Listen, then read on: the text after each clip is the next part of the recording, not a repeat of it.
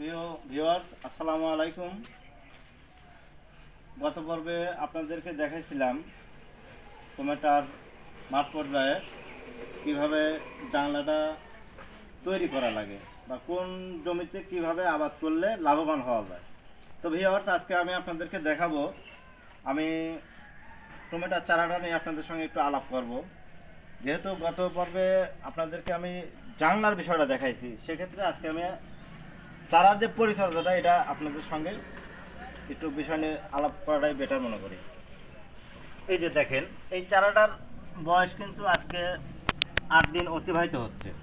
চারাটা এখনো সুন্দর আছে, চারাটা কোনো কিছু হয় নাই। আপনার প্রথমত যে বীজটা যেখানে ছাড়বেন সেই বীজতলাটা সুন্দর করে আগে মাটিটা তৈরি করে নিতে হবে। এই যে দেখেন যে মাটিটা কত সুন্দর সফট। এই জায়গায় আপনি যখন বীজটা দিবেন, বীজটা কিন্তু অতি তাড়াতাড়ি আপনার মাটির থেকে মাথা নিয়ে উঠে পড়বে। তারপরে আবার এখানে আপনার জৈব সার দিতে হবে, এখানে আপনার দানাদার বীজ আছে, দানাদার বীজটা দেওয়া লাগবে।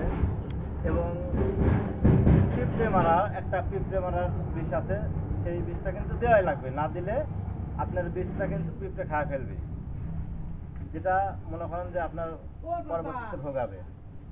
সেক্ষেত্রে আপনারা আগে বীজতলাটা সুন্দর করে মাটিটা তৈরি করে নিতে হবে। ঠিক এই মাটিটা তৈরি করতে হবে, জো থাকতে হবে যাতে মাটির রসটা সুন্দর থাকে। রসটা সুন্দর থাকলে কিন্তু আপনার বীজটা সুন্দর বাই হবে। তো ভিউয়ার, আপনারা এই যে দেখতে পাচ্ছেন যে এই যে চারাটা দেখেন, আজকে 8 দিন অতিবাহিত হচ্ছে, চারাটা কিন্তু সুন্দর আছে এখন।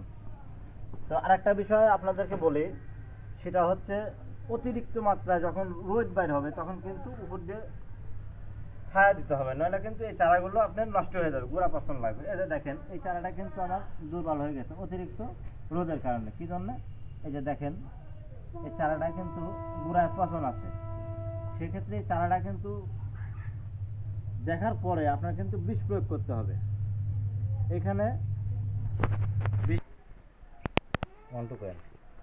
আপনাদের যেটা দেখাইলাম চারার বিষয়টা, পচনের বিষয়টা, এই যে এই বিষটা আপনারা 2 লিটারে 1 মিলিমিটার হারে এই বিষটা আপনি গুলাই নেবেন।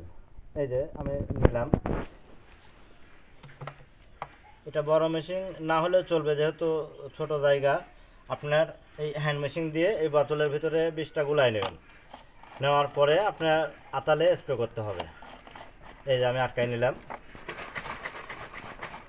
এই যে দেখেন, সুন্দর কিন্তু বিষটা তৈরি হয়ে গেছে, এখন কিন্তু চারা দেওয়ার জন্য উপযোগী হয়ে গেছে। তবে একটা জিনিস খেয়াল রাখতে হবে, 2 লিটারে 1 মিলিমিটার হারে দিবেন। যেহেতু চারার বয়সটা কম, সেক্ষেত্রে কিন্তু আপনার বিষের যে পাওয়ার আছে, পাওয়ারটা কিন্তু কমায় দিতে হবে। কমায় না দিলে কিন্তু পরবর্তীতে আপনার চারা নষ্ট হয়ে যাওয়ার সম্ভাবনা থাকবে। সে বিষয়টা আপনার খেয়াল রাখতে হবে।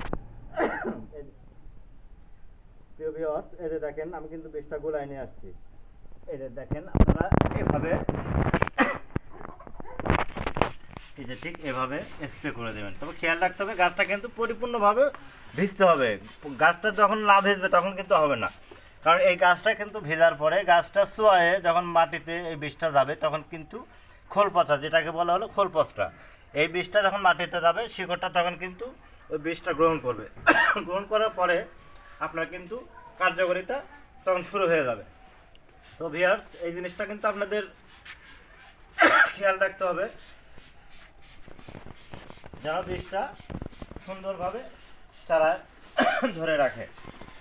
এই যে দেখতে পাচ্ছেন, এই দেখেন, এই যে এই গাছটা কত সুন্দর, এই গাছটা সুন্দর।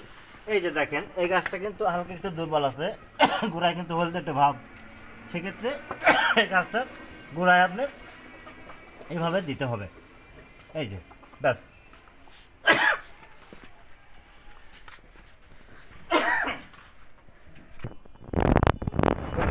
আমি যেটুকু আপনাদের দেখেন, এই জিনিসটা কিন্তু মাথায় রাখতে হবে। তারপরে আমার এই চারাটা দেওয়া বা বীজতলাটা যদি আপনাদের ভালো লাগে, তাহলে অবশ্যই একটা সাবস্ক্রাইব এবং আমার পেজে যে ফলো দিয়ে রাখবেন। নতুন নতুন ভিডিও নিয়ে আমি আপনাদের সামনে আবার হাজির হব। আর আরেকটা কথা না বললে নয়, যেটা হচ্ছে আমার যেহেতু নিজে আমি এটা নিজের থেকে শিখছি, শেখার পরে কিন্তু আপনাদেরকে জানানোর চেষ্টা করতেছি। সেক্ষেত্রে আমার মাঝেও ভুল ত্রুটি থাকতে পারে।